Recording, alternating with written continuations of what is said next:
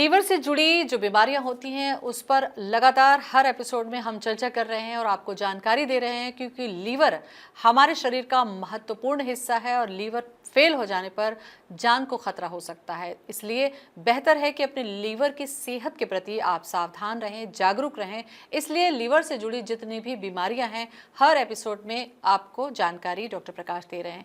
तो आज हम चर्चा करेंगे लीवर सिरोसिस के बारे में। डॉक्टर प्रकाश, बहुत बहुत स्वागत है आपका। लीवर पर लगातार अगले एपिसोड में भी, पिछले एपिसोड में भी हमने चर्चा की थी कि लीवर फैटी लीवर क्या होता है, लीवर से जुड़ी जो दूसरी बीमारियां हैं वो क्या होती है। लीवर सिरोसिस के बारे में भी ये समझा जाता है कि ये बहुत जानलेवा है और ये ठीक नहीं होती। इससे जुड़ी बहुत सारी मिथ भी लोगों के मन में डर पैदा करती है। तो मैं सबसे पहले यही जानना चाहूँगी आपसे कि लीवर सिरोसिस है क्या और ये किस तरीके से ज़िंदगी को खतरा करता है। लिवर सिरोसिस का मतलब है फाइब्रोसिस हो जाता है लिवर के अंदर। जो नॉर्मल सेल्स होती हैं, सॉफ्ट सेल्स, वो फाइबर्स में कन्वर्ट हो जाती हैं जो कि हार्ड होते हैं, और वो एक नॉर्मल लिवर सेल की तरह तो बिल्कुल ही फंक्शन नहीं कर पाती। तो सिरोसिस जो है वो काफ़ी एडवांस स्टेज माना जाता है।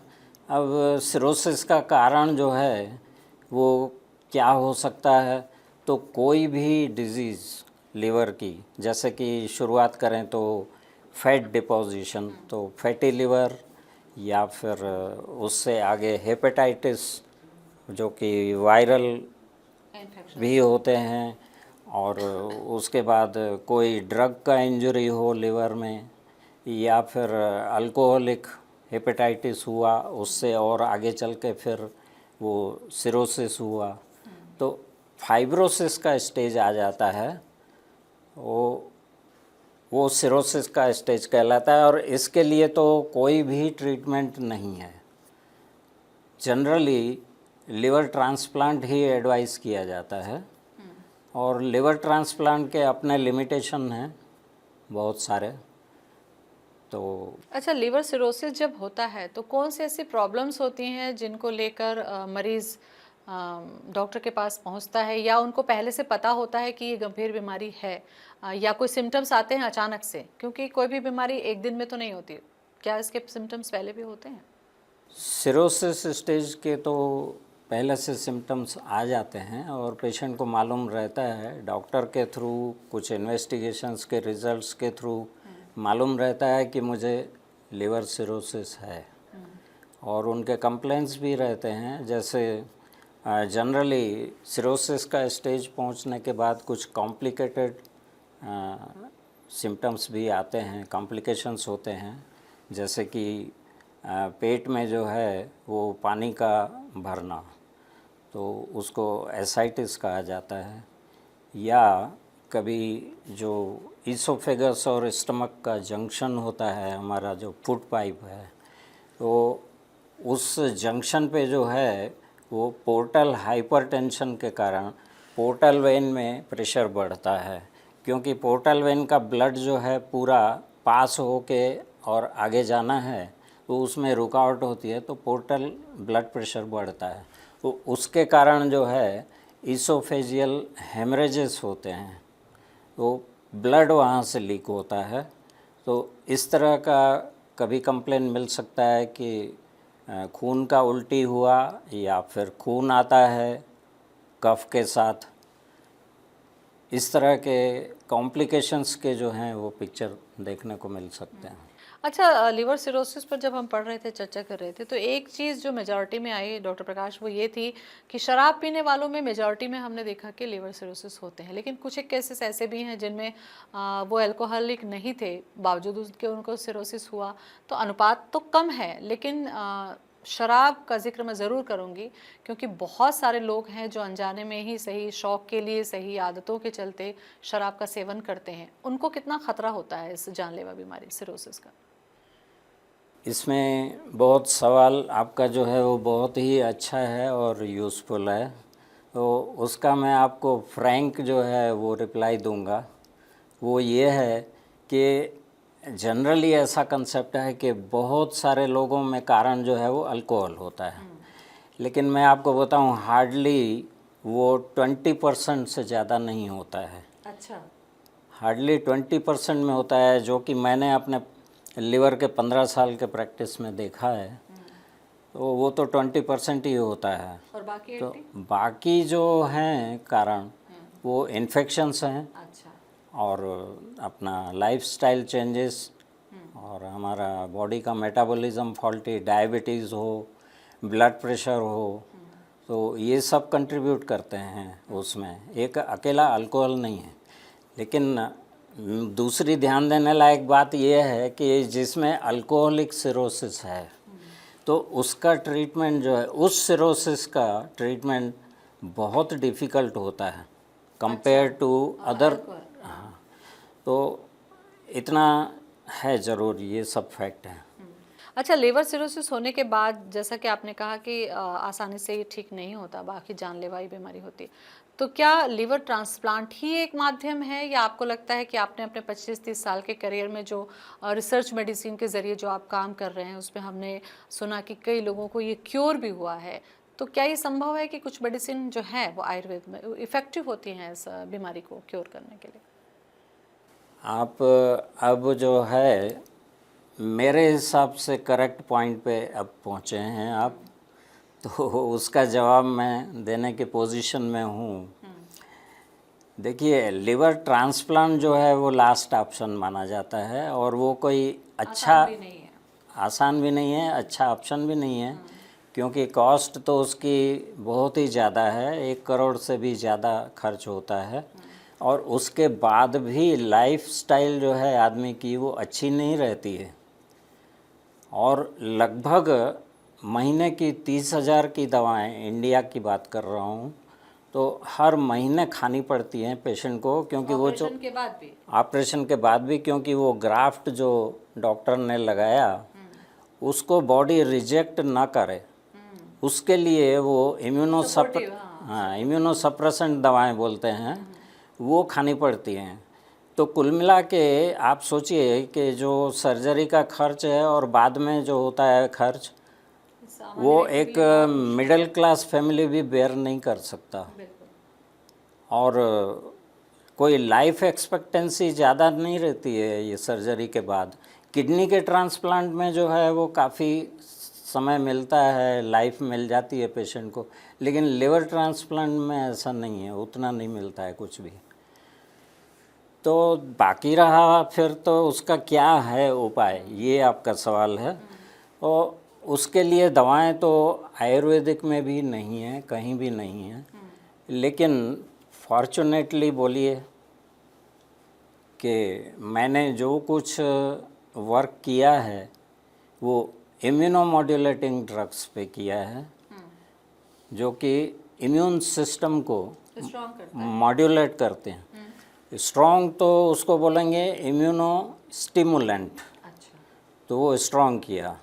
और दबाने वाला काम तो इम्यूनो सप्रेसेंट, ना तो स्टिमुलेट करे और ना दबाए, बीच में लाए, करेक्ट पोजीशन में लाए, उसको मॉड्यूलेटिंग ड्रग बोलेंगे। इम्यूनो मॉड्यूलेटिंग ड्रग्स मैंने बहुत लंबा टाइम काम किया है उसमें, और उसमें फॉर्चुनेटली लिवर के लिए मुझे बहुत ही अच्छा रिजल्ट मिला है।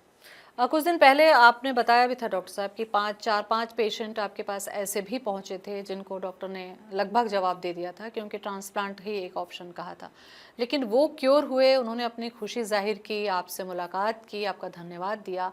तो क्या आपको लगता है कि उस मेडिसिन से इतनी गंभीर बीमारी ठीक हो सकती है? तो लोगों के बीच में जानकारी पहुँचनी चाहिए। कैसा अनुभव रहता है आपका जब पेशेंट क्योर होते हैं और आपको लगता है कि हाँ आपने कुछ किया है रिसर्च के माध्यम से? जी, बहुत ही अच्छा लगता है और खुशी होती है वो सब देख के, और पेशेंट भर भर के दुआएं करते हैं और बहुत ही ख़राब कंडीशन में से वो निकल के आते हैं। तो ये सब कैसे पॉसिबल होता है? सिंपली मैं बोल दूं कि इम्यूनोमॉड्यूलेटिंग ड्रग्स का मैंने यूज़ किया, जो मेरी ही बनाई हुई दवाएं हैं, उससे पेशेंट ठीक हुआ। तो आपको एक ज़रूर क्यूरियोसिटी होगी जानने की कि आखिर वो दवा क्या करती है, उसका एक एग्जाम्पल तो हमको दीजिए शॉर्ट में। तो उसका मैं आपको शॉर्ट में बताऊं कि अभी रिसेंटली मैंने लगभग 5-6 साल से ऑब्ज़र्व कर रहा हूं कि जितने भी होपलेस केस रहते हैं, ये एडवांस स्टेज ऑफ सिरोसिस, तो उसमें सब एक्सपर्ट डॉक्टर्स और बड़ी बड़ी हॉस्पिटल बॉम्बे की और वर्ल्ड में कहीं भी, तो ये बोला जाता है कि ये अब पॉसिबल नहीं है ठीक होना, या तो एलटी करवाइए लिवर ट्रांसप्लांट या फिर कोई ट्रीटमेंट नहीं है। तो पेशेंट ऐसे मेरे पास आते हैं और ठीक होके जाते हैं, तो इम्यूनोमॉड्यूलेटिंग ड्रग्स मैं दे रहा हूँ। क्या हो रहा है, कैसे हो रहा है, एक छोटा सा एग्जांपल। ऐसे सभी पेशेंट में मैंने देखा कि उनका ब्लड काउंट जो है, ब्लड रिपोर्ट में आता था कि WBC काउंट जो है टोटल 20,000, 30,000। अभी रिसेंटली 3 महीने पहले 2 पेशेंट मेरे पास, एक में 40,000 था, एक में 54,000 WBC का काउंट। उसका नॉर्मल रेंज होता है 4,000 से लेके 10,500। वो इतना बढ़ा हुआ था। वो इतना बढ़ा, तो कोई भी डॉक्टर यही बोलेगा कि बैक्टीरियल इन्फेक्शन या वायरल, तो वायरल भी हो सकता है, लेकिन मोस्ट प्रोबेबली बैक्टीरियल, तो एंटीबायोटिक जो है डॉक्टर यूज़ करता है। तो मीरोपिनेम और इस तरह की कुछ और हाई न्यू एंटीबायोटिक्स हैं जो बहुत कॉस्टली भी हैं और उनके साइड इफ़ेक्ट भी बहुत ज़्यादा हैं। तो 1.5 महीना कोई भी एंटीबायोटिक का जनरली जो कोर्स है वो 5-10 दिन का होता है, तो 1.5 महीने तक एंटीबायोटिक, और वो हाई लेवल की न्यूअर एंटीबायोटिक, कॉस्टली एंटीबायोटिक तो दी जाती हैं। उसके बाद भी वो काउंट वहीं का वहीं बल्कि और बढ़ते जाता है। तो ऐसे पेशेंट में मैंने अपना मेडिसिन जब भी दिया है, और मैं तो तुरंत स्टॉप करता हूँ एंटीबायोटिक, कारण कि लिवर को सभी दवाएं इंजरी करती हैं, डैमेज करती हैं। अच्छा। तो जैसे पेन किलर हैं या फीवर की दवाएं, पैरासीटामोल या निमेसुलाइड और कुछ भी, तो ये सब तो करते हैं, लेकिन एक ग्रुप जो है सबसे ज़्यादा डैमेज करता है लिवर को, वो है एंटीबायोटिक। तो एंटीबायोटिक मैं डैमेज लिवर में दूं जबकि रिज़ल्ट भी नहीं आ रहा है, मैं तो स्टॉप करवा देता हूं। अपनी इम्यूनोमॉड्यूलेटिंग ड्रग जो है लिवर के लिए, वो मैं चालू कर देता हूं। तो विद इन नो टाइम, यानी 5-6 दिन के अंदर वो काउंट 50,000 और 55,000 से डाउन होके और 6,000 पे आ जाता है, 7,000 पे आ जाता है। अच्छा। तो ये सब क्या है, ये इम्यूनोमॉड्यूलेटिंग ड्रग्स का जो है वो एक्शन है, इतना स्पेसिफिक और इतना फास्ट एक्शन। तो इस तरह से और भी बहुत सारी बातें हैं लिवर के ट्रीटमेंट में, जो कि मुझे अपनी रिसर्च मेडिसिन से जो है वो रिज़ल्ट मिलता है, और मैं ये प्रेजेंट करते रहता हूँ अपने फाइंडिंग्स और ऑब्जर्वेशंस। ये यहाँ पर जो आपने बात की डॉक्टर साहब कि आपने एंटीबायोटिक भी बंद कर दी और जो काउंट है वो मेडिसिन के 5 दिन के बाद में वो कम होने लगता है, तो क्या ये समझा जाए कि आप ये कोशिश बताना चाह रहे हैं कि हमारे जो शरीर के अंदर जो हमारा इम्यून सिस्टम है, अगर उसको स्ट्रॉन्ग किया जाए या उसको बैलेंस किया जाए तो क्या वो खुद से तैयार हो जाती है ऐसी गंभीर बीमारी से लड़ने के लिए? हाँ, डेफिनेटली। उसमें होता क्या है कि ये जो काउंट बढ़ा था वो बॉडी का रिस्पॉन्स है, नेचुरल फाइटिंग मैकेनिज़्म जिसको बोलें, या इम्यून सिस्टम। तो वो जो है ये काउंट का बढ़ना WBC का, that was not because there was any infective focus, कोई बैक्टीरिया थे उसको फाइट करने के लिए वो बढ़े काउंट, ऐसा नहीं है। स्टेराइल नेक्रोटिक टिश्यू होता है, जो कि नेक्रोटिक बोलते हैं डेड टिश्यू को। तो लिवर का डेड टिश्यू जिसमें इन्फेक्शन तो नहीं है लेकिन वो डेड है, इसलिए आफ्टर ऑल वो तो एक फॉरेन बॉडी की तरह काम कर रहा है।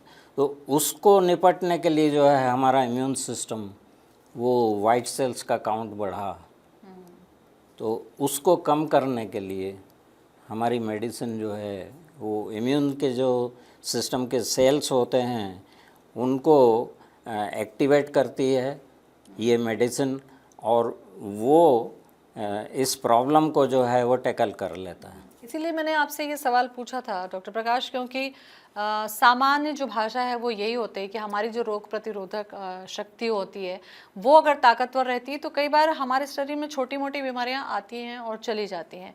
आपको लगता है कि सही समय पर अगर लीवर सिरोसिस में इस तरीके की मेडिसिन आपके माध्यम से लोगों को मिल जाए तो उनकी जान का जो गंभीर खतरा है, जो वो निराश हो चुके हैं, वो ठीक हो सकते हैं? बिल्कुल, अर्ली ट्रीटमेंट अगर हो तो बहुत फ़र्क पड़ेगा उससे, क्योंकि जितना डैमेज आगे बढ़ जाता है तो फिर वो वापस आना तो मुश्किल है। ये दवाएं भी क्या है कि डैमेज को और आगे बढ़ने से रोक सकती हैं, लेकिन डैमेज जो हो चुका उसको वापस पीछे ठीक करेंगी और रीजनरेशन होगा सेल्स का, तो वो उतना हम होप नहीं रख सकते। काफ़ी अहम चर्चा आपने लिवर सिरोसिस को लेकर की डॉक्टर साहब, और हम अपने दर्शकों को ये भी बताते चलें कि लीवर सिरोसिस के ऐसे पेशेंट जो लगभग निराश हो चुके थे वो भी इन मेडिसिन से ठीक हो चुके हैं। उनका फीडबैक भी हम आने वाले समय में आपको बिल्कुल बताते और मिलाते भी चलेंगे। अगर आप संपर्क करना चाहें डॉक्टर से तो डॉक्टर साहब का नंबर और एड्रेस हमारे फ्लैशबैक पे चलता रहेगा, उससे आप संपर्क कर सकते हैं। बहुत बहुत शुक्रिया डॉक्टर प्रकाश, नमस्कार।